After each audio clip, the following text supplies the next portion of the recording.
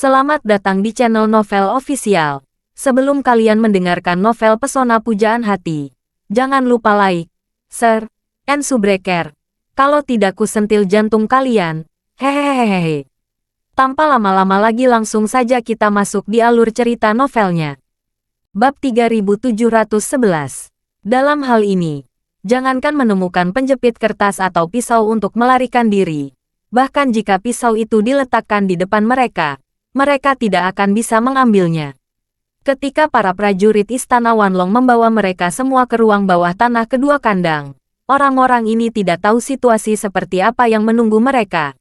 Semua orang dibawa ke kandang yang tidak bisa ditembus, dan Albert merobek kain hitam yang menutupi kepala mereka satu persatu. Melihat lebih dari selusin pria dengan warna kulit berbeda, dia berkata dengan dingin, "Karena kalian semua adalah agen, kalian semua pasti bisa berbahasa Cina. Saya akan memperkenalkan diri kepada kalian. Nama saya Albert, pemilik tanah di Aurus Hill ini. Di tanah seluas 3 hektar ini, saya tidak pernah takut pada siapapun kecuali Tuan Wade. Saat kalian bajingan datang ke sini, itu setara dengan makanan untuk anjing yang saya besarkan. Kalian harus mematuhi pengaturan saya.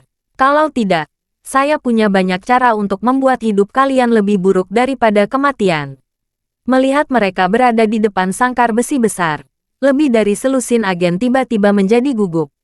Salah satu dari mereka berseru, "Kami menuntut perlakuan kemanusiaan." Ketika Albert naik, dia menamparkan wajahnya dengan keras, dan mengutuk, "Persetan, kamu datang ke tempat kami untuk menjadi pencuri. Kamu ingin mencuri barang-barang kami. Dan kamu memiliki darah untuk mencari kami. Lalu kalian ingin saya memperlakukan kalian secara manusiawi. Saya meninggalkan hidup kalian sebagai anjing karena kalian akan berguna di masa depan.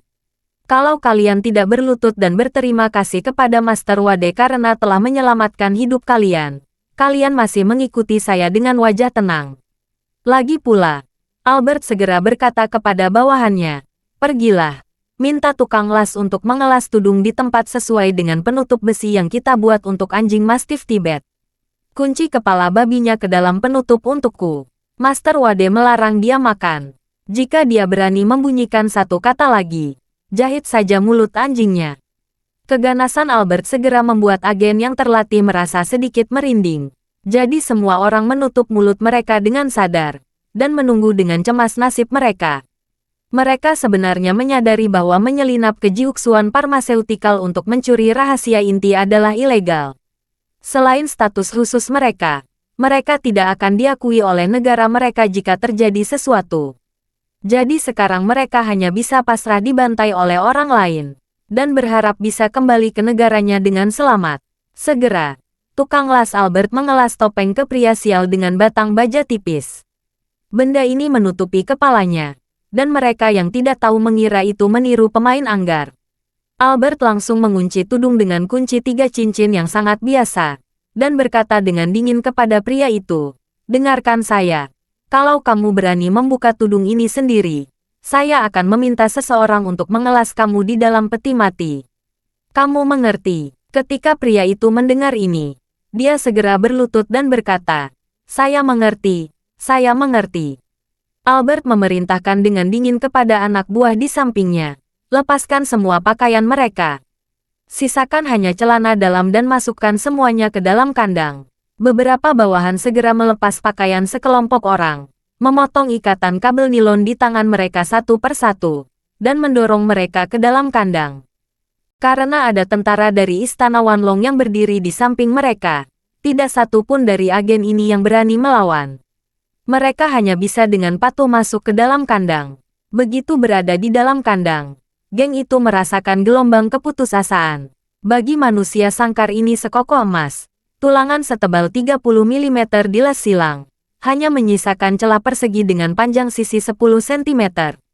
Begitu kosong sehingga paling banyak hanya bisa merentangkan tangan. Sangkar yang kuat hampir tidak ada kemungkinan retak.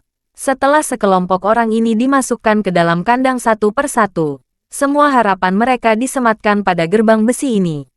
Sebagian besar dari orang-orang ini adalah ahli kunci.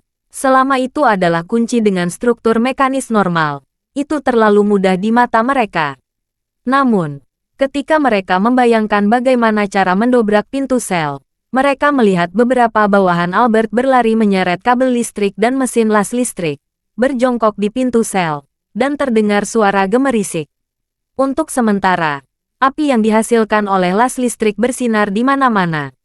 Sekelompok orang ini langsung merasa tertekan, dan mereka sangat putus asa. Gerbang besi dilas sampai mati. Kalau mereka ingin melarikan diri dari sini, hampir tidak ada kemungkinan kecuali memotong diri terlebih dahulu. Bab 3712. Albert memiliki aura kecerobohan yang kuat, dan aura kecerobohannya biasanya tidak menakutkan di depan orang yang benar-benar mengalami hidup dan mati, dan mengalami angin kencang dan ombak, bahkan membuat orang merasa sedikit konyol. Namun, begitu dia berada di lingkungan yang cocok untuknya, aura ceroboh yang ada padanya akan meledak menjadi pencegah yang sangat kuat. Pada saat ini, Albert berdiri di depan kandang besi kandang, seperti hiena Afrika yang berdiri di sabana Afrika yang tak berujung. Ini adalah ladang rumahnya, dan di ladang rumahnya, bahkan singa, raja binatang buas, akan mengencangkan anusnya saat melihat penampilannya yang ganas. Karena benda ini terlihat tidak mencolok, tetapi sebenarnya kejam. Jadi bagaimana dengan singa? Bagaimana dengan kuda Nil? Hiena Afrika pada awalnya tidak takut pada siapapun, dan mereka dapat langsung memainkan metode paling kejam dan kejam di dunia hewan, yang tidak tertandingi oleh siapapun. Jangan melihat fakta bahwa agen-agen ini biasanya mengalami lebih sedikit bahaya, dan bahkan lebih kecil kemungkinannya untuk ditangkap. Tetapi ini di zaman yang damai. Penangkapan agen biasanya merupakan mediasi politik antar negara. Agen yang tertangkap tidak akan disiksa dan menikmati perlakuan kemanusiaan yang lebih baik daripada tahanan biasa. Namun, menghadapi Albert sekarang, mereka tidak akan memberi mereka jaminan perlakuan kemanusiaan, kepribadian dasar, atau omong kosong. Ketika seseorang mengatakan untuk mengelas tudung kepada seseorang, dia segera mengelas tudung dan kemudian mengunci kepalanya. Hal ini membuat orang tidak ragu bahwa jika dia terus memprovokasi dia mungkin benar-benar akan dilas ke dalam peti mati olehnya. Selain itu, mereka tidak pernah berada di penjara semacam ini seumur hidup mereka. Segera setelah mereka memasuki sel, mereka menutup pintu sel dari luar. Sialan ini bahkan tidak meninggalkan pikiran. Pada saat ini, Albert menyaksikan gerbang besi dilas sampai mati dengan mata dingin, mencibir, dan memberitahu orang-orang di sekitarnya. Dengarkan aku, mulai sekarang, beri mereka makan hanya sekali sehari, dan makanan itu harus rendah air, rendah lemak, rendah karbohidrat. Setiap jam, beri mereka mandi air dingin, siksa mereka hingga kelelahan, buat mereka tidak memiliki kekuatan fisik dan juga kekuatan otak untuk melarikan diri. Anak buah itu langsung setuju dengan lantang, tetapi sekelompok mata-mata tiba-tiba jatuh ke dalam gudang es. Mandi air dingin setiap jam. Cuaca di bulan April sekarang tidak dapat membunuh siapapun, tetapi ini jelas untuk melemahkan kekuatan dan kemauan fisik mereka, dan pada saat yang sama mengganggu kelangsungan istirahat mereka. Dengan cara ini, tidur dasar pun tidak dapat dijamin, dan bahkan orang yang bekerja keras pun akan pingsan. Isaac berkata saat ini, Albert, kamu harus mengikuti Stephen Chow. Tambahkan beberapa obat pencahar ke dalam air. Albert terkekeh. Ide Tuan Cameron sangat bagus. Setelah selesai berbicara, dia segera berbalik dan berkata kepada anak buah di sampingnya, kalian semua telah mendengar kata-kata Tuan Cameron. Siapkan obat pencahar. Anak buah itu mengangguk dengan cepat. Oke, Tuan Rhodes. Baru pada saat itulah Albert bertanya lagi kepada Isaac. Tuan Cameron, masih ada barang lain yang akan dikirim? Ya, Isaac mengangguk. Diperkirakan orang-orang itu tidak akan melepaskannya. Mereka pasti akan masuk ke Jiuxuan Pharmaceutical untuk mencari tahu. Dan ketika saatnya tiba, mereka akan menangkap sebanyak yang mereka suka. Albert tersenyum dan berkata, oke, kalau begitu saya juga akan mengosongkan 2 kandang di sebelah. Lagi pula, saya punya banyak ruang di sini. Saya takut akan ada terlalu banyak orang di sini dan akan sulit diatur. Tapi sekarang sepertinya tidak ada masalah besar. Bab 3713. Saat dia mengatakan itu, Albert berkata dengan prihatin. Tuan Cameron, yang saya khawatirkan sekarang adalah apakah akan ada kesalahan ketika ada terlalu banyak orang dan mereka diangkut keluar. Tidak peduli seberapa kuat tiang ini dilas, saat keluarnya harus dipotong. Ishak berkata sambil tersenyum. Ini akan lebih mudah. Pada saat itu, saya akan menyiapkan beberapa suntikan anestesi untuk mengalahkan beruang. Beri mereka suntikan masing-masing melalui kandang. Setelah meletakkan semuanya, letakkan langsung ke dalam wadah kontainer. Tarik ke dermaga untuk dimuat, dan akan dikirim ke Hamid dalam waktu singkat. Albert menghela napas lega, dan berkata sambil tersenyum. Itu akan jauh lebih mudah. Saat ini, pagi-pagi sekali di Washington DC, di Pangkalan Penelitian dan Pengembangan Militer, Rutgers dan Smith duduk dan merokok di kantor. Di depan mereka adalah senior eksekutif dari militer dan CIA. Pagi-pagi sekali, kepala 4 departemen itu mengadakan pertemuan mendesak. CIA melaporkan kepada beberapa orang lainnya tentang hilangnya agen satu demi satu. Sementara Rutgers melaporkan kepada yang lain bahwa penelitian dan pengembangan obat terbalik tidak membuat kemajuan. Dan obat yang dikirim kembali oleh Sunpei Nakamura tidak efektif. Smith juga memberi tahu semua orang kabar buruk. Dia menghubungi Jiuxuan Pharmaceutical beberapa kali atas nama FDA, dan bahkan menaikkan harga obat beberapa kali. Tetapi Jiuxuan Pharmaceutical masih belum mau memberi mereka bahkan satu kotak pil Jiuxuan pun. Jika terus seperti ini, dalam beberapa hari, 5 pasien akan berhenti minum obat.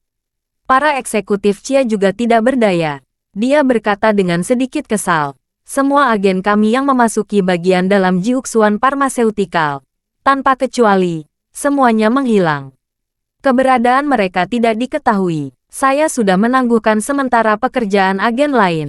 Tampaknya tidak mungkin mendapatkan informasi rahasia terkait pil pemulihan Jiuxuan dalam waktu singkat. Perwakilan militer sangat terkejut dengan hal ini, dan berkata, agen Anda sangat kuat. Tidak apa-apa jika mereka tidak melarikan diri. Apakah ada informasi yang berguna dari salah satu mereka? Tidak, eksekutif CIA berkata tanpa daya. Rasanya Jiuxuan Pharmaceutical ini seperti lubang hitam.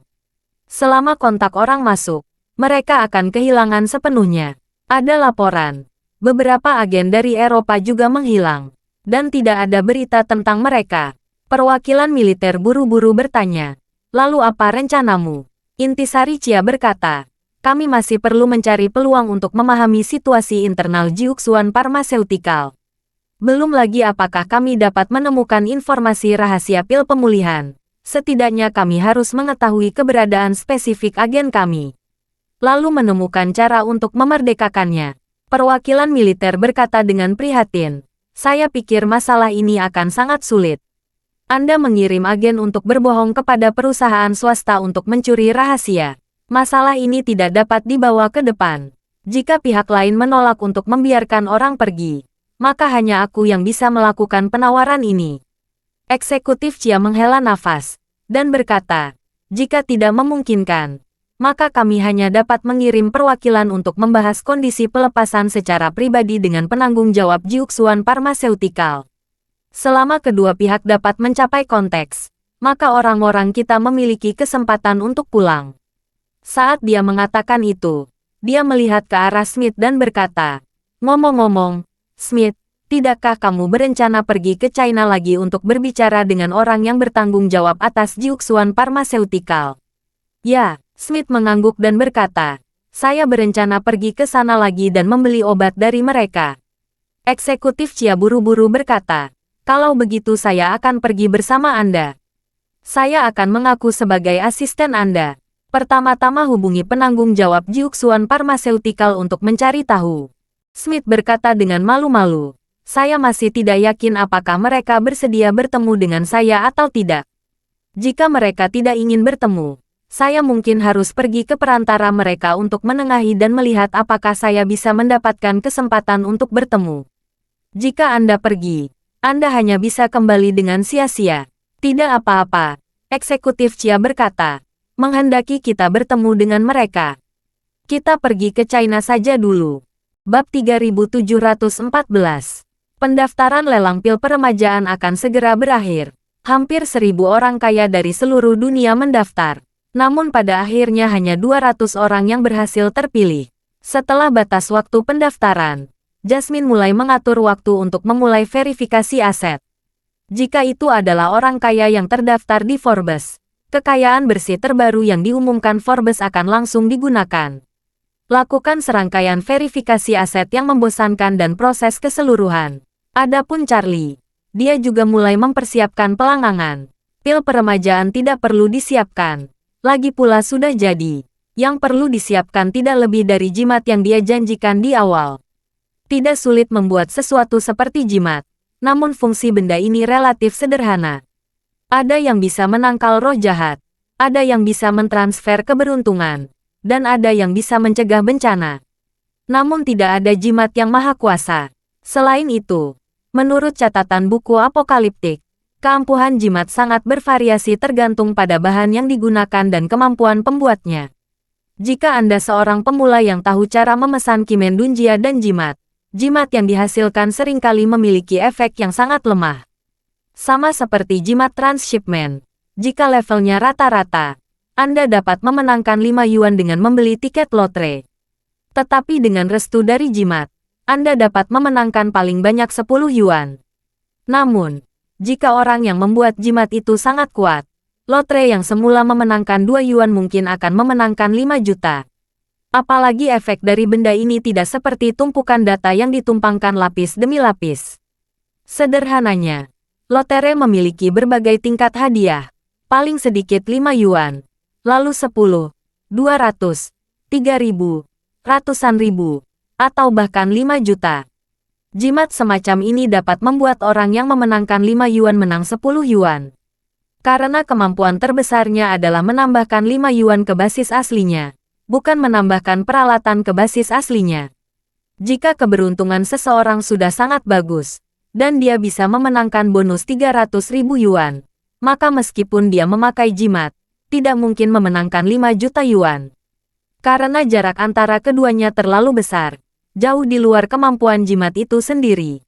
Oleh karena itu, jika orang tersebut memakai jimat tingkat rendah, paling banyak dia akan beruntung sendiri untuk memenangkan bonus 300.000 yuan. Setelah hadiah ditebus, dia akan menggunakan jimat tersebut untuk mengambil 5 yuan di pintu masuk pusat lotre. Itu saja, hal yang sama berlaku untuk jimat melawan bencana. Menurut catatan buku apokaliptik, Baoyu memang bisa melindungi pemiliknya dari bencana seperti yang dikatakan orang. Ada banyak legenda rakyat yang akan dihancurkan Baoyu setelah melindungi pemiliknya dari bencana, yang bukannya tidak berdasar. Karena kualitas batu giok mencapai tingkat tertentu, dan setelah dipakai oleh pemiliknya dalam jangka waktu tertentu, secara alami akan menjadi jimat yang dapat mencegah bencana. Namun, bencana seperti apa yang dapat ditahan oleh jimat tersebut tergantung pada kemanjuran jimat itu sendiri. Jika efeknya rendah, mungkin bisa menghindari sedikit bencana berdarah setelah keluar. Tapi mungkin tidak efektif sama sekali saat menghadapi kecelakaan mobil. Tetapi jika efeknya cukup tinggi, secara teoritis dapat menyelamatkan nyawa pada saat kritis. Charlie jarang membuat jimat sebelumnya. Alasan utamanya adalah membuat jimat membutuhkan konsumsi energi spiritual. Saat itu, energi spiritualnya sendiri tidak mencukupi dan sulit untuk diisi ulang. Dia tidak berani membuang terlalu banyak energi spiritual untuk jimat. Beberapa kali dia membuat jimat adalah karena bencana berdarah di rumah Graham. Dia menggunakan kerang raksasa yang dia ambil dari Jack Yaleman di peletangan untuk membuat petir, jimat yang menakutkan, dan menenangkan saraf gelang Hailingzu. Dia menyimpan tongkat perintah petir sepanjang waktu, dan memberi Graham jimat jahat yang mengejutkan, dan memberikan gelang Hailingzu kepada istrinya Claire. Tapi kerang raksasa saat itu sangat besar, dan masih banyak yang tersisa setelah maju. Charlie telah menyimpannya dengan benar. Sekarang, dengan bantuan pil penguat, auranya 100 kali lebih kuat dari sebelumnya. Dia bisa menggunakan kesempatan ini untuk menyempurnakan beberapa jimat, serta jimat yang lebih berguna baginya. Bab 3715. Charlie pertama kali menggunakan beberapa kerang raksasa untuk menyempurnakan beberapa jimat tahan bencana tingkat menengah. Dengan jimat seperti itu, orang biasanya setidaknya bisa menghindari kematian.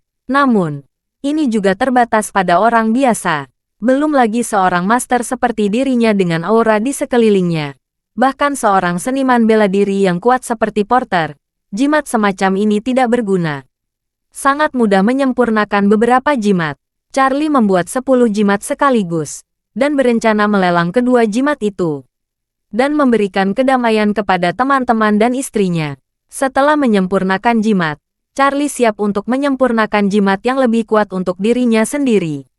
Meskipun perintah petir sebelumnya dapat memanggil guntur dari langit, jika benar-benar bertemu dengan seorang master, dia khawatir akan sulit membunuh musuh dengan satu pukulan seperti sebelumnya. Oleh karena itu, Charlie berencana untuk meningkatkan perintah petir. Token perintah petir yang asli dibuat dari kerang raksasa 10.000 tahun dan kayu sambaran petir. Tetapi karena Charlie awalnya memiliki sedikit aura, hanya lapisan jimat yang relatif sederhana yang ditambahkan ke dalamnya. Saat ini, aura Charlie jauh lebih kuat, dan sangat mungkin untuk menambahkan beberapa lapis jimat ke perintah petir untuk menggandakan keefektifannya. Oleh karena itu, Charlie menghabiskan banyak energi spiritual untuk melapiskan jimat perintah petir menjadi 10 lapis. Juga menambahkan jimat untuk mendorong angin dan hujan. Guntur langit dapat memanggil angin dan hujan. Selain itu, perintah petir yang telah ditumpangkan dengan jimat berlapis juga bisa menjadi kuat atau lemah saat digunakan, dan dapat ditarik kembali dengan bebas. Saat menggunakannya lagi, Charlie hanya dapat mengaktifkan satu lapisan, atau beberapa lapisan, atau semua jimat sesuai kebutuhannya sendiri. Setelah perintah petir baru selesai, keseluruhannya menjadi lebih kecil dan lebih transparan. Agak seperti batu giok es, tetapi tampaknya lebih lembab daripada batu giok, jadi Charlie tidak bisa menempatkannya. Namun, dia juga sangat menyadari bahwa petir semacam ini tidak boleh digunakan secara sembarangan. Dan tidak boleh digunakan dengan kekuatan yang kuat kecuali benar-benar diperlukan. Suaranya akan terlalu keras, dan mungkin tidak akan berakhir dengan baik. Berpikir bahwa selama perintah petir diaktifkan, bahkan lapisan paling dasar dari jimat akan meledak dengan satu guntur. Jadi Charlie mulai berpikir lagi apakah dia harus menyiapkan senjata senyap untuk dirinya sendiri. Dia bukan agen khusus, juga bukan prajurit khusus. Dia tidak tahu cara menggunakan senjata dan tidak suka menggunakan senjata. Dia berkelahi dengan orang-orang di hari biasa. Charlie teringat kembali ninja yang dia temui di Jepang. Ninja ini adalah dua ekstrim yang berlawanan dengannya. Dia tidak membawa senjata apapun saat keluar. Tetapi ninja Jepang memiliki senjata di tenggorokan mereka. Selain panah efektif, panah lengan, panah tiup, dan senjata rahasia, ada semua jenis pisau panjang dan pisau pendek. Bahkan dua belati dimasukkan ke dalam jari kaki sepatu, yang dapat dikatakan bersenjata lengkap. Di antara senjata mereka, yang paling diminati Charlie adalah shuriken. Hal semacam ini memiliki arti yang hampir sama dengan pisau terbang Xiaoli. Senjatanya pendek dan kompak, mudah disembunyikan, dan dapat mengejutkan saat ditembakkan. Jadi Charlie mengikuti garis pemikiran ini dan menemukan senjata ajaib yang sangat cocok untuknya di buku apokaliptik, yaitu pisau penusuk jiwa. Bilah pisau penusuk jiwa dan perintah petir adalah jenis senjata ajaib. Perintah petir menggunakan aura untuk mengaktifkan jimat pemicu petir untuk mengemudikan guntur dari langit. Sementara pisau penusuk jiwa menggunakan aura untuk mengaktifkan jimat pedang terbang di dalamnya, dan menggunakan aura untuk mengubahnya menjadi terbang tanpa suara dan tak terlihat. Bab 3716. Namun, kekuatan senjata ajaib apapun terkait erat dengan tiga aspek. Salah satunya adalah bahan untuk menyempurnakan senjata ajaib. Semakin baik bahannya, semakin kuat senjata sihirnya. Ini sama dengan melemparkan pedang. Semakin baik baja yang digunakan, semakin tajam dan keras pedang itu. Yang kedua adalah kemampuan pemurni itu sendiri. Semakin kuat auranya dan semakin tinggi tingkat kerusakannya, semakin kuat senjata sihirnya disempurnakan. Seperti jarak antara orang biasa dan pembuat pedang, yang tidak dapat diatasi. Adapun yang ketiga, tentu saja kekuatan pengguna itu sendiri. Semua instrumen sama sekali bukan mesin gerak abadi yang dapat digunakan tanpa batas waktu. Ambil perintah petir sebagai contoh. Ada dua jenis alat sulap jenis ini. Salah satunya adalah penyuling langsung yang mendinginkan aura ke perintah petir. Perintah petir jenis ini dapat digunakan bahkan oleh orang yang tidak memiliki dasar penghalang, asalkan mereka mengetahui rumusnya. Namun dengan cara ini, berapa lama dan berapa kali dapat digunakan sepenuhnya bergantung pada jumlah aura yang terkandung dalam perintah petir. Sama seperti prinsip pistol air. Berapa banyak udara yang bisa diperas tidak tergantung pada siapa yang menggunakannya, tetapi berapa banyak udara yang disimpan di dalamnya. Lain lagi dengan pemurnian menggunakan aura untuk mengirimkan jimat petir menjadi petir. Setiap kali digunakan, aura harus disuntikkan ke dalamnya untuk mengaktifkannya. Sekarang aura di tubuh Charlie cukup murni. Dia berencana menggunakan metode kedua untuk menyempurnakan pisau penusuk jiwa. Dengan cara ini, hanya dia yang dapat menggunakan pisau penusuk jiwa ini. Tidak ada orang lain yang dapat mengaktifkannya. Namun, bahan pemurnian terbaik yang dimiliki Charlie saat ini adalah kerang raksasa yang tersisa. Selain itu, tidak ada pilihan lain. Jadi, Charlie menggunakan bagian kerang raksasa yang tersisa untuk menyempurnakan pisau penusuk jiwa untuk dirinya sendiri. Charlie melapiskan 10 lapis jimat pisau terbang ke dalam pisau penusuk jiwa. Dengan cara ini, kekuatan pisau penusuk jiwa relatif lebih dapat dikendalikan. Setelah mencapai pisau penusuk jiwa, panjang keseluruhannya hampir sepanjang lipstick Claire. Terlihat seperti pisau terbang yang diukir dari cangkang. Seluruh tubuh pisau adalah warna mutiara kerang raksasa yang berwarna-warni, yang sangat indah. Tidak peduli siapa yang melihatnya, mereka akan merasa itu hanya membuat tangan kecil dan tidak ada yang akan menggunakannya sebagai senjata. Untuk menguji kekuatan pedang pusuk jiwa, Charlie pergi ke mata air panas Chem Elyses sendirian. Dia berjalan langsung dari villa di tengah gunung ke belakang, mendaki beberapa bukit, dan sampai ke lembah tak berpenghuni dengan rimbun dedaunan. Di lembah ini, Charlie mengaktifkan lapisan jimat pisau terbang, dan merasakan pisau tajam tak terlihat yang terdiri dari aura bersiul keluar dari ujung penjepit, langsung memotong pohon cemara di sekelilingnya yang setebal wastafel. Melihat sebatang pohon yang lebat tiba-tiba terpotong miring, lalu bagian atas batangnya roboh bersamaan dengan dahan-dahannya yang lebat.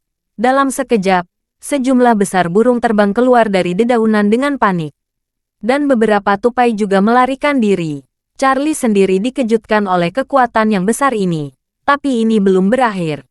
Setelah memotong pohon cemara pertama, pisau cukur tajam terus memotong 3 pohon besar satu demi satu. Ketika mencapai pohon besar kelima, kekuatan tulang penusuk jiwa berkurang banyak. Batang pohon ini dipotong menjadi 2 dan akhirnya menghilang. Di depan Charlie, 4 pohon besar tumbang, dan area yang luas dikosongkan di hutan lebat dalam sekejap. Charlie melihat pemandangan di depannya, lalu melihat pisau kerang raksasa di tangan, dan merangkulnya pada dirinya sendiri. Benda ini sangat kuat hanya dalam 1 lapisan. Jika 10 lapisan, bisa tebang puluhan pohon besar. Bab 3717. Charlie juga tidak tahu apa efek kekuatan menebang lusinan pohon besar sekaligus jika digunakan pada logam dan batu.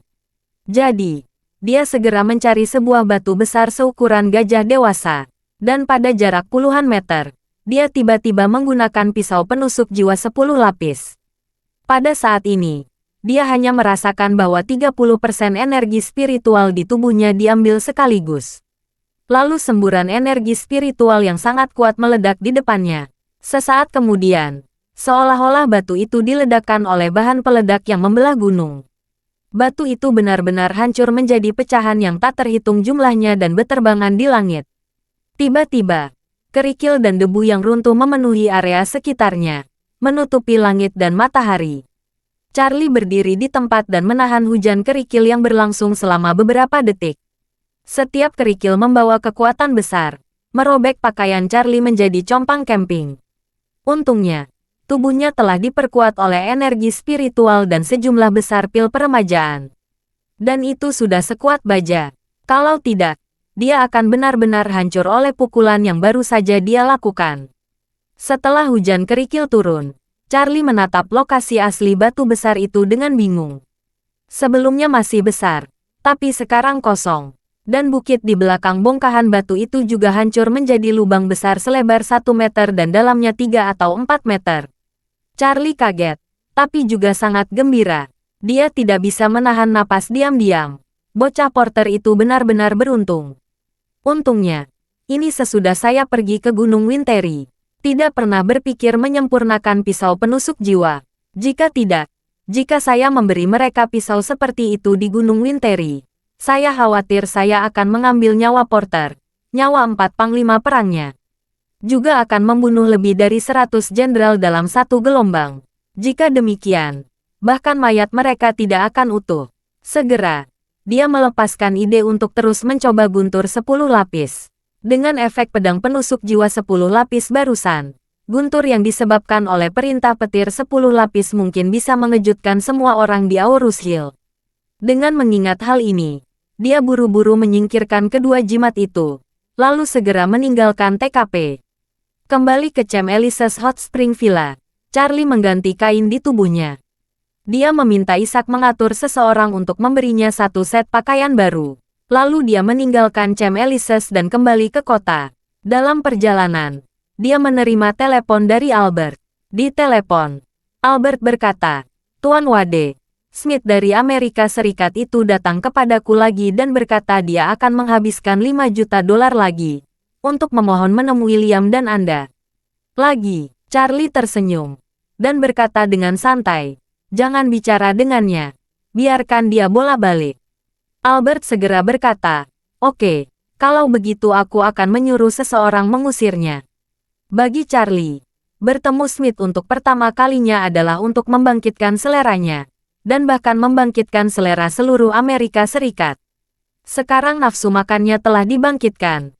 Dia tentu saja tidak perlu berbicara dengannya lagi. Saat ini, di Heaven Spring, Kathleen sudah makan 4 kali dalam 2 hari di ruang emas Heaven Spring. Untuk 4 kali makan, dia tidak menunggu sampai Tuan Wade yang pernah bertemu sekali dengannya muncul. Setelah menunggu selama 2 hari, kesabarannya tidak habis. Dia terus makan jamuan makan lengkap seperti ini selama 4 hari. Nafsu makannya benar-benar tak tertahankan. Untuk menjaga bentuk tubuhnya dan memastikan kesehatannya, Kathleen sangat memperhatikan pola makan. Bab 3718. Meskipun dia bukan seorang vegetarian, dia juga memiliki kontrol yang sangat jelas terhadap daging. Dia jarang makan daging merah dan makanan laut mentah. Dia biasanya makan ayam rendah kalori. Namun, di tempat seperti Heaven Spring, ayam adalah salah satu bahan yang paling tidak bisa digunakan di atas meja. Hanya ada kaldu ayam di atas meja, tapi kaldu jenis ini umumnya digunakan untuk memasak bahan yang sangat mahal. Misalnya, sirip hiu, abalone, dan perut ikan adalah bahan makanan kelas atas yang sangat dihargai dalam masakan Cina. Tapi ini sangat sulit untuk ditelan oleh Kathleen. Menurut pendapatnya, meja berisi ratusan ribu perjamuan tingkat tertinggi di Heaven Spring hanyalah sebuah meja besar berisi protein berkualitas rendah dan makanan asam urat. Dia merasa jika dia terus makan seperti ini, cepat atau lambat dia akan menderita anoreksia. Jadi, dia memanggil pelayan dan bertanya, "Halo, bisakah koki membuatkan saya salad ayam? Taruh saja beberapa salad sayuran dan dada ayam rebus, dan beri sedikit saus salad di atasnya." Pelayan berkata dengan hormat, "Maaf Bu, kami tidak memiliki salad ayam. Kami memiliki tuna sirip biru dengan salad kaviar, salad sashimi lobster Australia, salad truffle hitam foie gras, dan salad fugu sashimi. Apakah Anda ingin memilih salah satu?" Kathleen hanya merasa kepalanya sebesar ember. Mendengar nama-nama bahan ini saja sudah membuatnya mual. Jadi, dia berkata tanpa daya kepada pelayan, "Lupakan saja, kamu bisa kembali." Setelah itu, dia berdiri dan berkata kepada Sheridan yang lainnya, "Makan perlahan. Saya akan keluar dan melihat apakah ada makanan ringan lokal Aurus Hill di dekat sini." Sherry buru-buru berkata, "Nona, aku menemanimu." Beberapa pengawal pribadi wanita juga berdiri dan berkata serempak, "Nona, kami akan menemanimu." Kathleen melambaikan tangannya dan berkata, "Piring-piring di atas meja ini masih penuh. Kalau kita semua pergi, bagaimana kita bisa datang ke sini besok?" Jika orang-orang di sini melihatnya, mereka pasti akan merasa aneh. Setelah selesai berbicara, Kathleen berkata lagi, kalian tidak perlu ikut. Aku bisa keluar dan berkeliaran sendiri. Aurus Hill sangat aman. Tidak akan terjadi apa-apa. Semua orang tahu temperamen tanpa kompromi Kathleen. Ketika mereka mendengar ini, mereka tidak banyak bicara dan hanya bisa setuju. Kathleen keluar dari ruangan dan berjalan jauh ke gerbang Heaven Spring. Bertepatan dengan waktunya beberapa staf layanan yang memblokir seorang Amerika. Warga Amerika itu terus memohon. Tolong bantu saya memberitahu Tuan Wade lagi. Saya datang ke sini dari Amerika Serikat dengan penuh ketulusan. Kalau Tuan Wade dapat membantu saya membuat janji dengan Tuan Weaver, saya bersedia memberi 10 juta dolar. Kathleen tidak bisa menahan sedikit cemberut ketika dia mendengar kata-kata Tuan Wade, dan bergumam di dalam hatinya. Tuan Wade, saya tidak tahu apakah itu ada hubungannya dengan Tuan Wade itu. Orang ini datang dari Amerika Serikat dan menawarkan 10 juta dolar untuk bertemu seseorang. Sungguh tidak bisa dipercaya, bahkan jika ingin bertemu Buffett, biayanya tidak sampai 10 juta dolar. Siapa Tuan Weaver dan Tuan Wade itu? Memikirkannya saja, dia tidak bisa tidak melihat Smith sekali lagi. Pada saat ini, dia tiba-tiba merasa bahwa Smith tampak familiar. Lagi pula, Smith adalah penanggung jawab FDA yang bertanggung jawab atas keamanan makanan dan obat-obatan di Amerika Serikat. Dan dia memang terkenal di Amerika Serikat. Kathleen dengan cepat mengenalinya. Kathleen segera menebak niatnya untuk datang ke China. Dan berpikir, karena dia adalah orang yang bertanggung jawab atas FDA, dia pasti datang ke sini untuk pil pemulihan Jiuxuan, yang baru-baru ini menjadi populer. Memikirkan hal ini, dia tidak dapat menahan diri untuk bergumam di dalam hatinya. Pil pemulihan Jiuxuan, pil peremajaan, Tuan Wade, di antara mereka, ada hubungan apa? Bab 3719. Pada saat ini, Smith, yang tidak punya tempat tujuan, masih mengemis kepada pelayan di Heaven Spring, dan tidak menyadari bahwa Kathleen berdiri tidak jauh dan menatapnya. Smith sekarang hanya ingin melihat orang-orang dari Jiuxuan Pharmaceutical, dan segera menemukan cara untuk mendapatkan beberapa pil pemulihan. Jika tidak, putranya akan segera berhenti minum obat. Namun, pelayan Heaven Spring tidak melepaskan sama sekali, dan bahkan mengatakan, Tuan, jika Anda terus mengacau seperti ini, kami akan memanggil polisi. Melihat sikap tegas pihak lain, Smith tahu tidak ada gunanya menguntitnya di sini hari ini. Dia tidak punya pilihan selain mengatakan, tolong beritahu Tuan Rhodes bahwa saya kembali hari ini. Dan saya akan datang mengunjunginya besok. Setelah selesai berbicara, Smith berbalik dengan acak-acakan dan meninggalkan Heaven Spring dengan berjalan kaki. Saat ini, Smith dalam keadaan bingung. Bukannya naik taksi kembali ke hotel tempat dia menginap, dia berjalan perlahan menuju hotel. Tidak sia menemui Albert, apalagi Liam dan Charlie.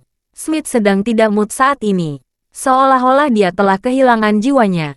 Eksekutif dari Chia masih menunggu kabarnya di hotel. Tapi jika dia tidak bisa membuat janji dengan orang-orang Jiuxuan Pharmaceutical, maka urusan Chia juga akan dibatalkan. Mereka berdua hanya bisa kembali ke Washington dengan putus asa. Tepat ketika dia bingung, dia tiba-tiba mendengar seseorang di belakangnya berkata, Tuan Smith.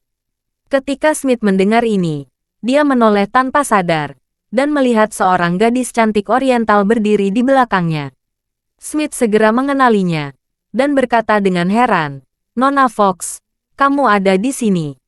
Smith mengenal Kathleen. Meskipun gaya perilaku keluarga Fox di Amerika Serikat sama rendahnya dengan banyak keluarga Yahudi, tetapi kakek Kathleen, Jordan Fox, telah berinvestasi besar-besaran dalam tim penelitian dan pengembangan di bidang medis dan farmasi selama bertahun-tahun, dan memiliki reputasi besar dalam sistem medis. Di Amerika Serikat, ada banyak pengusaha kaya, tetapi sangat sedikit dari mereka yang bersedia menghabiskan banyak uang untuk berinvestasi di bidang medis dan farmasi seperti Jordan. Oleh karena itu, Jordan memiliki julukan yang sangat oriental di bidang kedokteran, dewa kekayaan. Popularitasnya di bidang kedokteran hampir tidak diketahui semua orang. Dan Smith kebetulan adalah penanggung jawab bidang farmasi di Amerika Serikat. Dia sangat akrab dengan banyak proyek yang diinvestasikan oleh Jordan. Dan bahkan telah banyak berhubungan dengan Jordan dan juga beberapa kali bertemu dengan Kathleen. Hari ini, melihat Kathleen ada di Aurus Hill membuat Smith sangat terkejut. Dia tidak pernah mengira Kathleen, nona muda dari keluarga dengan ratusan miliar dolar, akan datang ke tempat seperti itu. Kathleen tersenyum dan berkata kepada Smith, "Saya datang ke Aurus Hill untuk melakukan suatu bisnis. Saya tidak menyangka Tuan Smith ada di sini. Saya ingin tahu untuk apa Tuan Smith datang ke Aurus Hill." Smith tidak menyembunyikannya, dan berkata terus terang, "Saya datang ke China. Saya ingin bertemu dengan penanggung jawab Jiuxuan Pharmaceuticals dan berbicara tentang pengenalan obat-obatan." Kathleen sangat terkejut dan bertanya, "Anda ingin bertemu penanggung jawab Jiuxuan Pharmaceutical. Mengapa Anda mencari Albert?" "Jika informasi saya benar, Albert hanyalah pemimpin dunia bawah tanah. Bukankah seharusnya dia tidak penting?" Smith berkata dengan jujur. Nona Fox tidak tahu bahwa Liam dari Jiuxuan Pharmaceutical pernah membawa pil pemulihan ke Amerika Serikat dan berinisiatif untuk menemui saya. Saat itu, dia menghabiskan 50.000 dolar AS melalui perusahaan humas untuk bertemu saya. Tetapi saat itu saya menyinggung dia.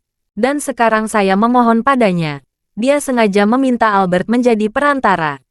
Jika saya ingin bertemu dia, saya hanya dapat membuat janji melalui Albert. Dan dia akan menagih 5 juta dolar untuk satu pertemuan untuk biaya PR. Kathleen mengingat percakapan yang baru saja dia dengar, dan bertanya kepadanya, "Saya melihat Anda diblokir oleh orang-orang Albert. Mungkinkah pihak lain tidak ingin melihat Anda lagi?" Bab 3720. "Ya," Smith menghela napas, dan berkata, "Albert berkata bahwa orang-orang dari Jiuxuan Pharmaceutical tidak ingin bertemu denganku lagi." Kathleen mengangguk, dan bertanya lagi, "Ngomong-ngomong, Tuan Smith, tadi Anda mengatakan bahwa Anda ingin bertemu Tuan Wade. Bisakah saya bertanya, siapa Tuan Wade ini?" Smith berkata, "Tuan Wade adalah orang yang bertanggung jawab atas pengoperasian Jiuxuan Pharmaceutical. Dia bertanggung jawab atas penjualan obat-obatan. Dialah yang membuat keputusan terakhir kali dan memberi kami 20 kotak pil pemulihan." Kathleen bertanya lagi, "Siapa nama Tuan Wade yang kamu sebutkan?" Smith berpikir sejenak, lalu mengerutkan kening dan berkata, "Aku pernah bertemu dengannya sekali. Sepertinya dia tidak menyebutkan namanya saat kami bertemu terakhir kali. Ketika Liam memperkenalkannya kepadaku, dia hanya mengatakan bahwa dia adalah Tuan Wade." Kathleen bertanya lagi, "Seperti apa rupa Tuan Wade ini? Berapa umurnya?" Smith berpikir sejenak, dan kemudian berkata, "Dia terlihat seperti berusia 20-an. Dia tinggi dan terlihat tampan. Kalau Anda meminta saya menjelaskannya secara detail, saya tidak dapat mengingatnya dengan jelas.